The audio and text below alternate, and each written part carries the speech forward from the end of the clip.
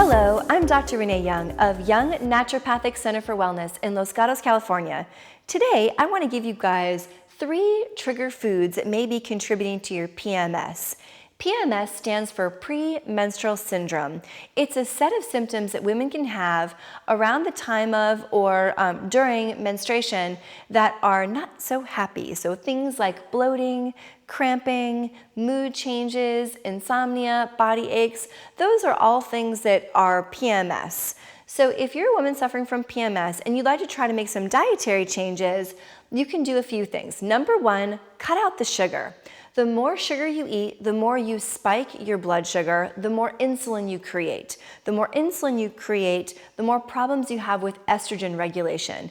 Estrogen is one of our main hormones as women that helps regulate your body cycle. So if your estrogen to progesterone ratios get off, if your body chemistry gets off, it could increase your risk of PMS. So cut out the sugar this month and see how that goes. One of my other favorite things that you can do is to reduce the amount of salt intake you have. Salt will increase bloating. The more bloated you are, the more body aches you have. It'll also dehydrate you, and hydration is really important to help your body functioning appropriately and keep really great homeostasis. So if you feel like you're a chip eater and you're grabbing for those things continuously, please cut them out. And by the way, a symptom of PMS is actually craving foods. So if you're constantly craving sugar and salt, it could be because of your PMS. The best thing to do is pull the Band-Aid and just cut them out this month. The third thing I often tell women to do is to reduce the amount of caffeine you have.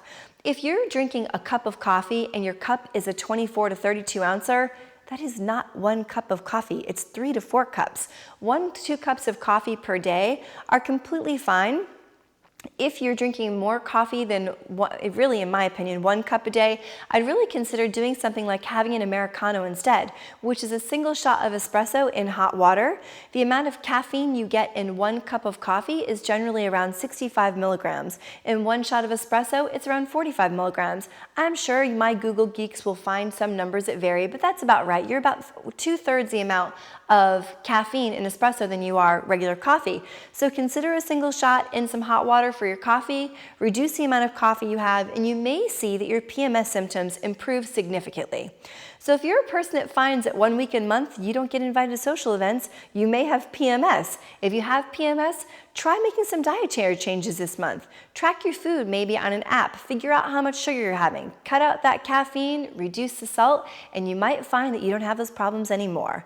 If you like this video and you feel like this information would be helpful to one of your friends, please share it. Get on our website, make some comments, and feel free to contact our patient care concierge and set up a complimentary consultation. During that time, she'll let you know how one of our doctors might be able to help you if you feel like your PMS is a little out of control. Thank you for watching. For more tips and free updates on how you can be well, please download our free special report, The 9 Hidden Reasons You Are Sick, Fat, and Tired at youngwellnesscenter.com.